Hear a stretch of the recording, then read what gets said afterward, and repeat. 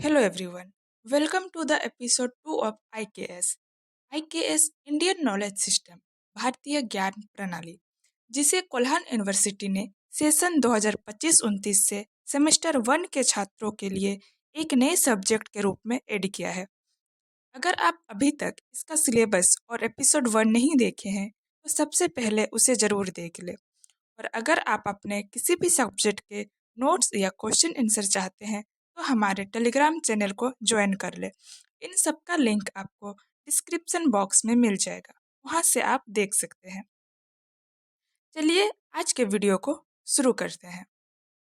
अक्सर जब हम भारतीय ज्ञान की बात करते हैं तो हमारे दिमाग में क्या आता है? शायद कुछ मंदिर, कुछ पूजा पाठ या शायद कुछ मंत्र। लेकिन क्या आपने कभी सोचा है कि जिस सभ्यता ने दुनिया को जीरो दिया, शून्य का आविष्कार किया, जिसने दुनिया को सर्जरी दी, जिसने दुनिया को नेविगेशन और जिंक बनाना सिखाया, क्या उनका ज्ञान केवल पूजा पाठ तक सीमित हो सकता है? नहीं, बिल्कुल भी नहीं। भारतीय ज्ञान परंपरा, जिसे हम शॉर्ट में IKS कहते हैं, वो असल में नॉलेज ऑर्गेनाइजिंग का एक सिस्टम है। यह ज्ञान को व्यवस्थित करने का दुनिया का सबसे पुराना और सबसे वैज्ञानिक तरीका है। आज की जो हमारी मॉडर्न एजुकेशन है वो हमें चीज़ों को तोड़कर देखना सिखाती है। फिजिक्स अलग है, केमिस्ट्री अलग है, म्यूजिक अलग है, लेकिन IKS हमें चीज़ों को जोड़कर देखना सिखाता है। यह हमें बताता है कि गणित का संगीत से क्या रिश्ता है और एस्ट्रोनॉमी का हमारी सेहत से क्या रिश्ता है। तो चलिए आज की इस क्लास में हम 3 बड़े स्तंभों पर बात करेंगे। पहला, शब्दावली वोकेबुलरी कि हम शब्दों को कैसे समझते हैं। दूसरा, विशेषताएं कि हमारी सोचने की प्रक्रिया वेस्ट यानी पश्चिमी सभ्यता से अलग कैसे है। और तीसरा, वर्गीकरण जिसमें 14 विद्याएं और 64 कलाएं हैं, आखिर वो क्या है। तो चलिए एक गहरी सांस लीजिए और शुरू करते हैं भारतीय ज्ञान परंपरा की शब्दावली से। देखिए, किसी भी कल्चर को समझने की चाबी उसकी भाषा होती है। अंग्रेजी भाषा में जो हम आज बोलते हैं वो बहुत ही व्यवहारिक है। उसमें टेबल का मतलब टेबल होता है, बात खत्म। लेकिन संस्कृत और भारतीय भाषाओं में शब्द केवल एक ऑब्जेक्ट नहीं होता, शब्द एक पूरी फिलोसॉफी होती है। समस्या ये है कि जब हम भारतीय शब्दों का अंग्रेजी में अनुवाद करते हैं, ट्रांसलेट करते हैं, तो अर्थ का अनर्थ हो जाता है।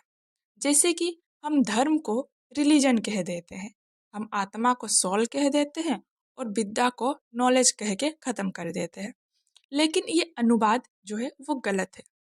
ये नॉन ट्रांसलेटेबल शब्द है। अगर हमें IKS को समझना है तो हमें इन शब्दों को इनके मूल रूप में ही समझना होगा।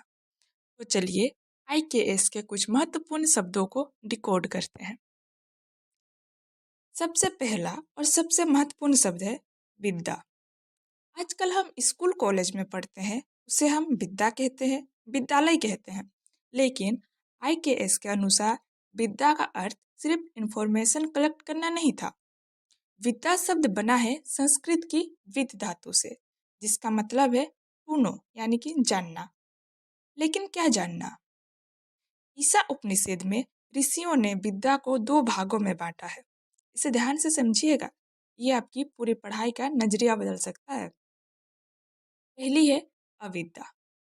अब अविद्या सुनकर आपको लगेगा कि ये कोई नेगेटिव शब्द है, ज्ञान है, लेकिन नहीं। अविद्या का मतलब है अपराविद्या, यानी वो ज्ञान जो इस भौतिक दुनिया के लिए है, जैसे कि फिजिक्स, केमिस्ट्री, इंजीनियरिंग, डॉक्टर बनना, पैसा कमाना या फिर घर बनाना हो। यह सब अविद्या के दायरे में आता है। और हमारे ऋषि कहते हैं कि जीवन जीने के लिए अविद्या बहुत जरूरी है, इसके बिना समाज नहीं चल सकता। लेकिन इसके ऊपर एक और स्तर है, वो है विद्या या पराविद्या। ये वो ज्ञान है जो खुद के बारे में है कि मैं कौन हूँ, मेरी चेतना क्या है, जीवन का अंतिम लक्ष्य क्या है। शंकराचार्य जी ने कहा था सा विद्या या विमुक्ति, यानी विद्या वो है जो आपको मुक्त कर दे, जो आपको डराए नहीं, जो आपको बांधे नहीं, बल्कि आपको लिबरेशन दे। तो आईकेएस का सबसे बड़ा लेसन यही है, हमें अविद्या यानी कि करियर या जॉब में भी एक्सपर्ट बनना है, और विद्या यानी कि आध्यात्मिक में भी एक्सपर्ट बनना है। इन दोनों का बैलेंस ही एक सफल जीवन का परिभाषा है। अब आते हैं दूसरे शब्द पर, जो अक्सर कंफ्यूज करता है, वो है ज्ञान और विज्ञान। आज हम साइंस को विज्ञान कहते हैं, लेकिन आईकेएस की डिक्शनरी में इसका अर्थ थोड़ा अलग और गहरा है। भगवत गीता के 7वें अध्याय में इसका बहुत सुंदर वर्णन है। ज्ञान का अर्थ है कॉन्सेप्चुअल नॉलेज, कि किताब में पढ़ना कि आग गर्म होती है, यह ज्ञान है। किसी गुरु से सुनना कि ईश्वर कण कण में है, यह ज्ञान है। ये बौद्धिक समझ है। लेकिन विज्ञान क्या है? विज्ञान का अर्थ क्या है? उसका अर्थ है एक्सपीरियंस नॉलेज या फिर अप्लाइड नॉलेज। अगर उस आग को छूकर महसूस करना कि वो गर्म है, यह विज्ञान है। जीवन में उस ईश्वर को महसूस करना, यह विज्ञान है।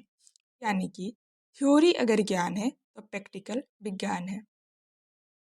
भारतीय परंपरा कभी भी केवल रटने पर जोर नहीं देती थी। अगर आपने इंजीनियरिंग की डिग्री ले ली, यह ज्ञान है, लेकिन आप मशीन ठीक नहीं कर सकते, तो आपके पास विज्ञान नहीं है। आईकेएस का पूरा जोर इस बात पर था कि ज्ञान को विज्ञान में कैसे बदला जाए, यानी जो सीखा है उसे जीवन में कैसे उतारा जाए। इसीलिए हमारे यहाँ ऋषि उन्हें कहा गया है जो सत्य को देखते हैं, न केवल उन्हें जो सत्य के बारे में पढ़ते हैं। तो दोस्तों, अभी हमने सिर्फ दो शब्दों को समझा, विद्या और ज्ञान विज्ञान। लेकिन अभी एक शब्द बाकी है जो भारतीय संस्कृति की रीढ़ है, वो शब्द है धर्म। और इसके बाद हम बात करेंगे आईकेएस की उन 4 विशेषताओं की जो इसे दुनिया से अलग बनाती है। लेकिन इससे पहले कि हम आगे बढ़े, मैं चाहती हूँ कि आप वीडियो को 1 सेकंड के लिए पॉज करें और अपनी नोटबुक में इन परिभाषाओं को अपने शब्दों में जरूर लिख लें। तो चलिए अब आगे बढ़ते हैं। अब आईकेएस की डिक्शनरी के सबसे आखिरी और सबसे महत्वपूर्ण शब्द पर आते हैं। वो शब्द जिसके बिना भारतीय ज्ञान परंपरा का पत्ता भी नहीं हिलता, वो शब्द है धर्म। दोस्तों, जैसे मैं धर्म बोलती हूँ, आपके दिमाग में क्या आता है? हिंदू, मुस्लिम, सिख, ईसाई। यहीं पर हमसे चूक हो जाती है। यह हमारी सबसे बड़ी गलतफहमी है कि हम धर्म का अनुवाद रिलीजन समझ लेते हैं। रिलीजन एक विश्वास है, एक पूजा पद्धति है, लेकिन धर्म एक नियम है। संस्कृत में धर्म शब्द ध्री धातु से बना है, जिसका अर्थ है धारण करना। महाभारत में कहा गया है, धारणात धर्म साधु, यानी कि वो तत्व जिसने इस सृष्टि को, इस समाज को और इस अस्तित्व को थाम रखा है, वही धर्म है। इसे एक उदाहरण से समझते हैं। आग का धर्म क्या है? जलाना और गर्मी देना। अगर आग जलाना छोड़ दे तो वो आग नहीं रहेगी। पानी का धर्म क्या है? बहना और शीतलता देना। ठीक उसी तरह मनुष्य का भी एक धर्म है, और वो किसी मंदिर मस्जिद में जाना नहीं है। मनुष्य का धर्म है अपने कर्तव्यों का, ड्यूटी का पालन करना और प्रकृति के साथ संतुलन बना के रखना। आईकेएस में जब हम अर्थशास्त्र पढ़ते हैं तो वो धर्म पर आधारित है, यानी कि पैसा कैसे कमाना है, नैतिकता से।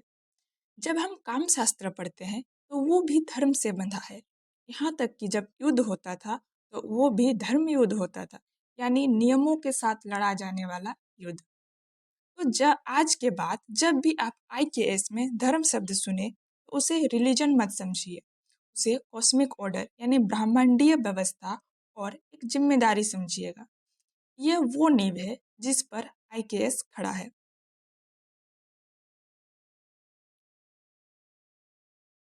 अब जो है हम इसके दूसरे पड़ाव पर चलते हैं। अब सवाल ये है कि भारतीय ज्ञान परंपरा का स्वभाव कैसा है? यह वेस्टर्न साहित्य से अलग कैसे है? आखिर वो क्या चीज थी जिसने भारत को हजारों सालों तक विश्व गुरु बनाए रखा था? इसकी 4 मुख्य विशेषताएं हैं।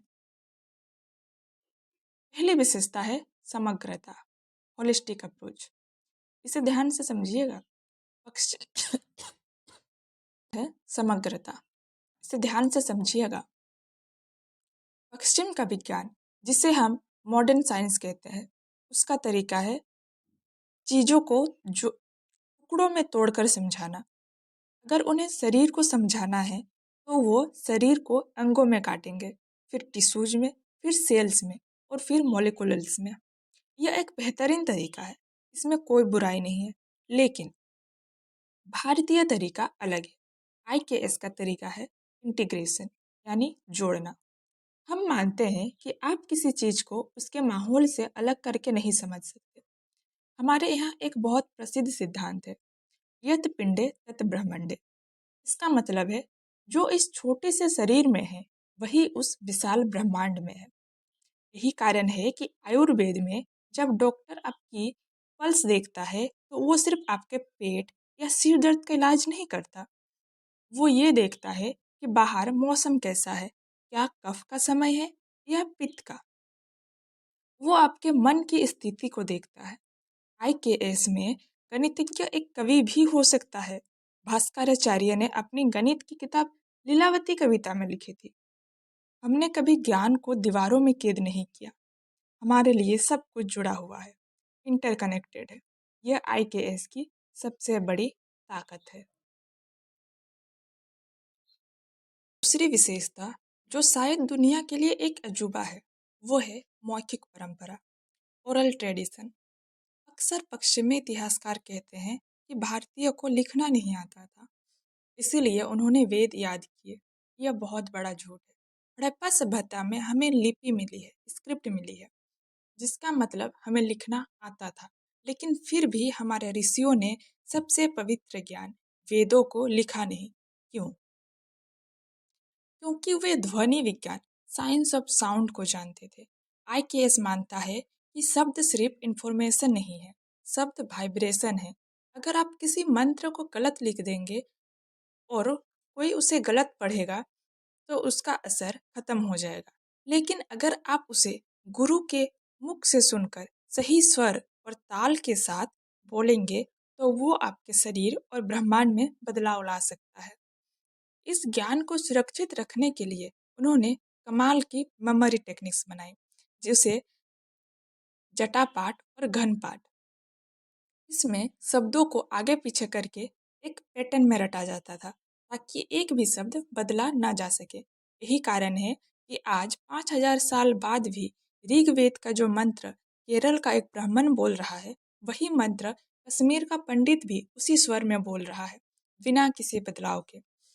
दुनिया की कोई भी किताब, चाहे वो बाइबिल हो या शेक्सपियर, समय के साथ बदल गई है, लेकिन वेद नहीं बदले। यह श्रुति की ताकत है। तीसरी विशेषता है चक्रीय समय।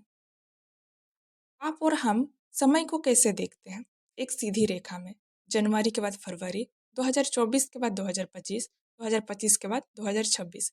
इसे कहते हैं लीनियर टाइम। ये सोच हमें बताती है कि हम प्रगति कर रहे हैं और पुराना समय पिछड़ा था। लेकिन आईकेएस समय को एक चक्र मानता है, जैसे दिन के बाद रात और फिर दिन आता है। जैसे सर्दी के बाद गर्मी और फिर सर्दी आती है, वैसे ही सतयुग, त्रेता युग, द्वापर युग, कलयुग, यह चक्र घूमता रहता है। सृष्टि बनती है, मिटती है और फिर बनती है। यह सोच हमें विनम्र बनाती है, हम्बल बनाती है। हमें समझ आता है कि हम इस ब्रह्मांड के मालिक नहीं हैं, हम बस एक चक्र का हिस्सा है।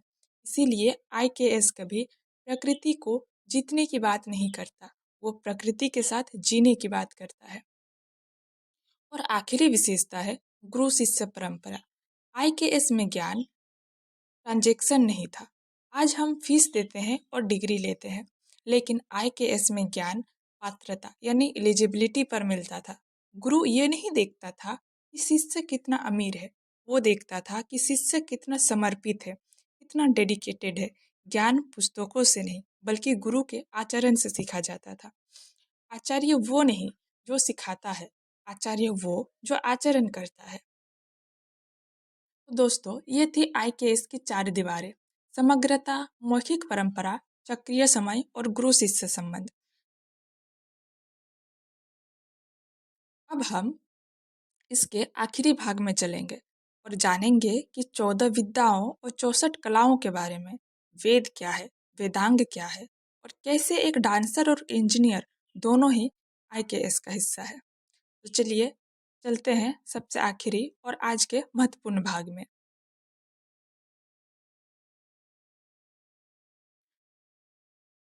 दोस्तों, अब तक हमने आईकेएस की रूह को समझा। अब हम आईकेएस के शरीर को समझेंगे। अक्सर लोगों को लगता है कि भारतीय ज्ञान बहुत बिखरा हुआ है।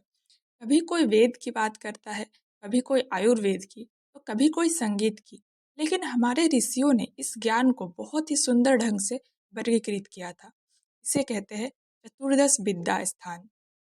अगर आप आईकेएस के स्टूडेंट हैं तो आपको यह नंबर याद रखना है, 14।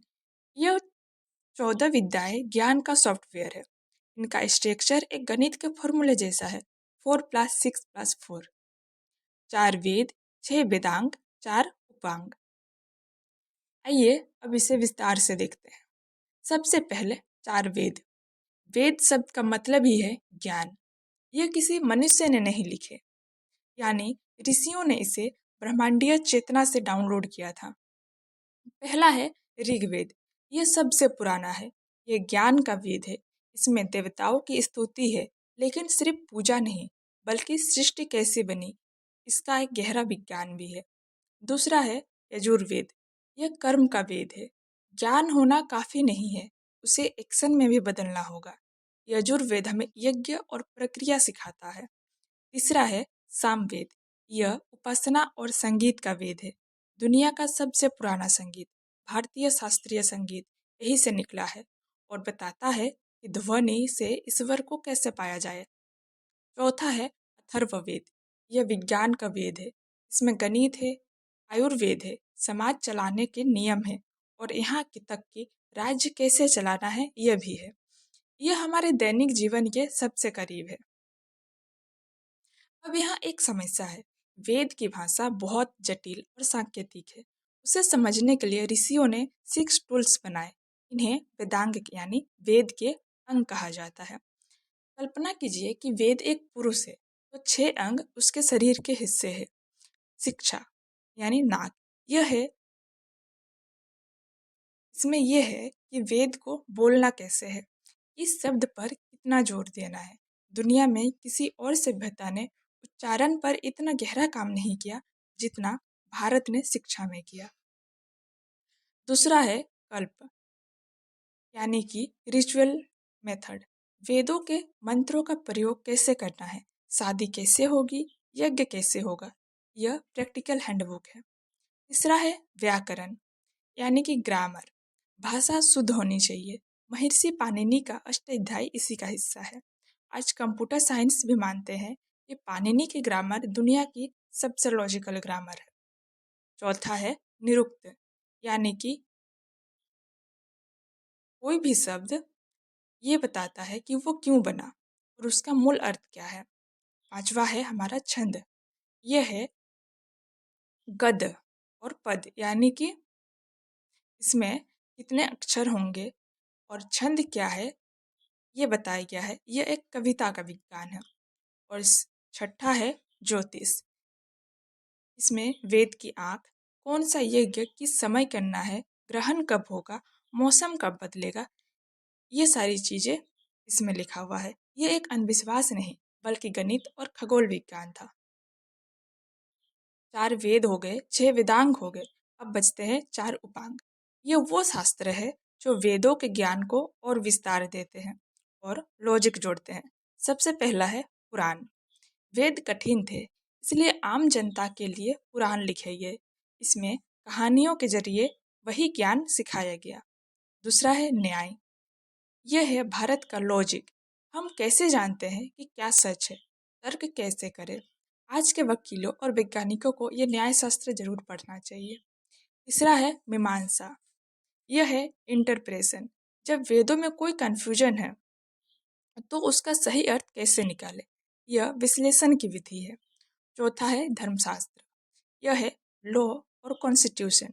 समाज कैसे चलेगा, राजा का धर्म क्या होता है, पिता का धर्म क्या है, मनुस्मृति और याज्ञवल्क्य, मनुस्मृति इसके उदाहरण है। तो दोस्तों, ये 14 विद्याएं थी, यानी कि बौद्धिक ज्ञान। लेकिन पेट भरने के लिए और जीवन का आनंद लेने के लिए सिर्फ बुद्धि नहीं, हुनर चाहिए।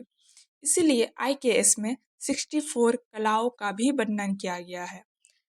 प्राचीन भारत में एक आदर्श नागरिक को इन कलाओं में माहिर होना पड़ता था। इनमें क्या क्या है, आप जान के हैरान रह जाएंगे। सबसे पहले है गीत, वाद्य और नृत्य, यानी कि म्यूजिक और डांस। दूसरा था आलेख, यानी कि पेंटिंग। तीसरा वास्तुविद्या, यानी आर्किटेक्चर एंड इंजीनियरिंग। चौथा है वृक्ष आयुर्वेद, यानी कि गार्डनिंग और फार्मिंग। पांचवा है धातु कर्म, और उसके बाद है सुगंध युक्ति, यानी कि परफ्यूम बनाना। और पाक कला, यानी कुकिंग भी इसमें शामिल है। ये लिस्ट साबित करती है कि भारतीय शिक्षा केवल रट्टू तोता बनाना नहीं था, यह वोकेशनल ट्रेनिंग और स्किल डेवलपमेंट का सबसे बेहतरीन उदाहरण था। दोस्तों, आज की वीडियो में आपने समझा कि IKS की शब्दावली कितनी गहरी है, इसकी विशेषताएं इसे कितना यूनिक बनाती है और इसका वर्गीकरण कितना व्यवस्थित है। आज जब हम 21वीं सदी में है, नई शिक्षा नीति NEP 2020 के जरिए यह ज्ञान फिर से हमारे क्लासरूम में आ रहा है। सवाल यह नहीं है कि क्या यह पुराना है, सवाल यह है कि क्या यह आज भी उपयोगी है, और इसका जवाब है हाँ। सस्टेनेबिलिटी के लिए, मेंटल हेल्थ के लिए और एक संतुलित जीवन जीने के लिए IKS आज पहले से कहीं ज़्यादा रिलेवेंट है। अगर आपको ये वीडियो अच्छी लगी हो, अगर आपको आज का टॉपिक अच्छा लगा हो, तो चैनल को लाइक करें, कमेंट करें और सब्सक्राइब ज़रूर करें। मिलते हैं हम लोग जल्द ही इसके अगले टॉपिक के साथ, जिसमें हम जानेंगे वेद के बारे में और डिटेल से। तब तक के लिए आप आपका बहुत बहुत धन्यवाद। नमस्ते, जय हिंद।